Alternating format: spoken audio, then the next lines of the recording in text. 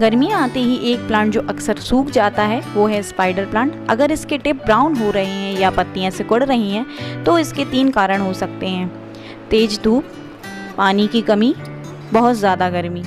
ऐसी कंडीशन में अपने प्लांट का ख्याल रखने के लिए ध्यान रखें कि इसे डायरेक्ट सनलाइट में ना रखें।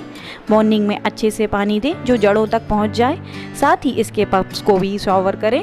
ऐसी जगह रखें जहां एयर सर्कुलेशन बना रहे। ऐसी जगह ना रखें जहां टेम्परेचर फ्लक्चुएशन का असर हो।